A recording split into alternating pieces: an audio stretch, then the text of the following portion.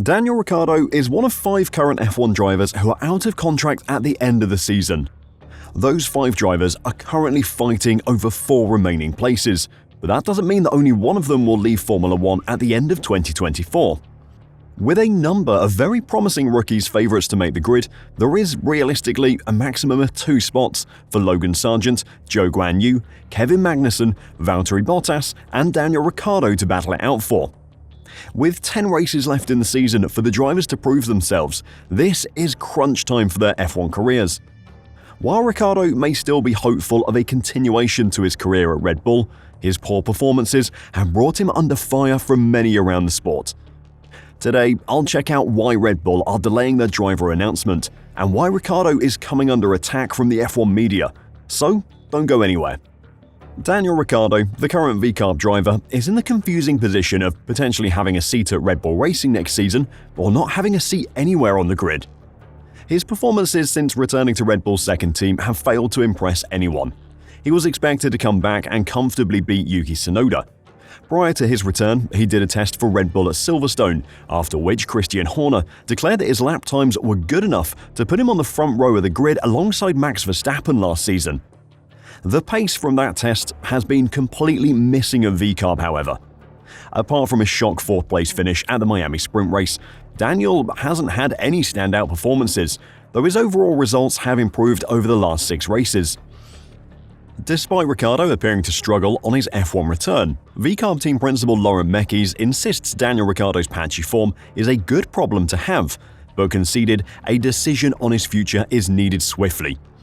"We kept saying that the simple truth is that Ricciardo's form is a very good problem to have," Mekies said to Racing News 365. "Yes, we have 3 skilled drivers. Do we only have 2 race seats? Yes. Are we in a rush to make the call? No. This is what we've been saying all year long. We said we'll have a chat in the summer break. That is the right time to start putting some plans for next year. Is Daniel in a super aggressive state to try and defend the seat? Yes." The first question to ask about VCARB is why aren't they in a rush to make a decision over who will partner Yuki Tsunoda next season? The choice is between Daniel Ricciardo and Liam Lawson, who did a fantastic job debutising for Ricciardo in 2023 when the Aussie injured himself 2 races into his F1 return. Red Bull have been very open in saying that they have first dibs on Lawson until September. If they haven't given Liam a seat by then the New Zealander can go find a contract elsewhere if he wants to. They risk losing the liberty to make a decision if they delay much longer. The real problem, though, is what is happening at Red Bull, not the VCARB's second seat contracts. The Sergio Perez conundrum is why Red Bull aren't in a rush to make a decision, or potentially announce a decision on the VCARB second seat. Sergio Perez's performances, when compared to Max Verstappen's, have not been up to scratch. Red Bull once had a reputation of brutality with their drivers. 10 races of poor performances could end your career. Just ask Nick de Vries or Pierre Gasly, they'll tell you how cutthroat it used to be. Perez, though, has survived through a season and a half of patchy form. The Mexican currently sits 7th in the Drivers' Championship, while his teammate is 1st. Checo's results over the last 8 races have been very poor as well, bringing in the least points of all drivers in the top 4 teams. While his teammate is on course to win a 4th straight Drivers' Championship, Checo's lack of points could cost his team the Constructors' Championship. Daniel Ricciardo was originally brought back to Red Bull to apply pressure to Perez to perform, to act as a backup in case Red Bull needed to make a change. While Daniel's performances haven't been fantastic, they might still need him to fill that role. The team appear to have no faith in Yuki Tsunoda's ability to sit alongside Verstappen, so he's not an option to replace Perez. Putting a rookie straight into Red Bull, such as Liam Lawson, is going to create a lot of pressure on them, something Red Bull may not be keen to do, especially when they have the VCARB team to help introduce those rookies gently to F1. With Yuki and Daniel's likely replacement, Liam Lawson, the wrong choices for Red Bull, Ricciardo is the only option they have outside of Perez. So Red Bull and VCARB aren't in a rush to fill their second seat because of Checo. Let me play out a scenario for you, where they announce that Liam Lawson is replacing Ricciardo for 2025, leaving Daniel without a seat and essentially ending his career. Then they decide that they want to remove Checo and bring Daniel back in. It'll look like they're appointing a driver who they decided wasn't good enough for VCARB to be a Red Bull driver. It would be a massive story, creating a huge amount of scrutiny and pressure on Ricciardo, which isn't going to help him perform in what is probably Formula One's toughest seat. While Lawson may be free to find a contract elsewhere from September, his options are pretty limited. Mercedes will promote Antonelli and Alpine will likely go for Doohan, leaving Sauber as the only option outside of the Red Bull teams. Red Bull know that Lawson is going to be an option for them if they ever want to use him, which means they can wait to see what happens with Perez before deciding Ricciardo's future. VCARB and Lawson could already have a contract signed for 2025, they just aren't announcing it yet to avoid the situation of having to tell the world they're letting Ricciardo go and then having to bring him back to replace Perez. However, many in the F1 media have already made their mind up on Ricciardo.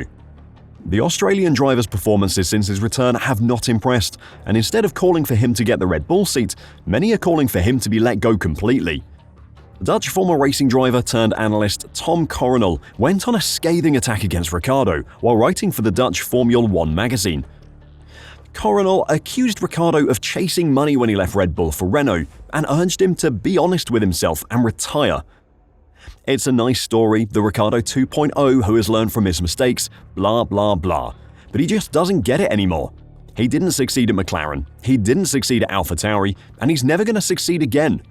Be honest with yourself. Formula One is the class for the world's top 20 drivers, and he hasn't been part of that for a long time. Coronel did go on to say that Ricciardo would be perfect in a commentary role. He is an ideal motorsport co-commentator or analyst. He's funny, has flair, and can handle anything well. Go and enjoy that, but stop doing Formula One. At a training team, he has no business at all anyway. It's far from the first time that Ricciardo has been publicly attacked this season. Former F1 champion Jacques Villeneuve launched an attack earlier in the season on the Aussie driver, saying that Ricciardo's image has kept him in F1 more than his actual results, and claimed the Perth-born driver has been struggling for the last 5 years. In that case, Ricciardo responded by telling Villeneuve to eat shh, before suggesting the Canadian had hit his head a few times playing ice hockey. Villeneuve responded to Ricciardo's personal reaction and doubled down on his remarks, questioning his professionalism. While Helmut Marko has said that we'll know what Liam Lawson's future holds in September, Daniel Ricciardo's is far less clear. While the attacks against him in the media have been brutal, and in Villeneuve's case, in very bad taste, his performances have done nothing to suggest that he could be a long-term option at Red Bull alongside Verstappen. He may be able to fill that seat at the team for a season, maybe 2, but he's unlikely to find himself there any longer than that, as Red Bull build toward a future without Verstappen, whenever that may be. While Yuki Tsunoda may not have shown the potential to be a part of that future for his first few seasons in the sport, his mature and competitive performances this season have started to change the narrative of him from an explosive and immature driver to a more composed and competitive racer with the potential to find success at a top team.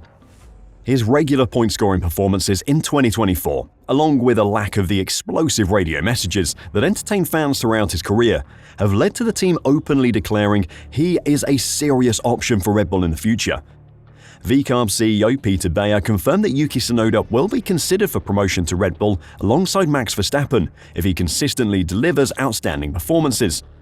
Those comments came just days after team principal Lauren Mekies praised the Japanese driver as the key to the junior team's future.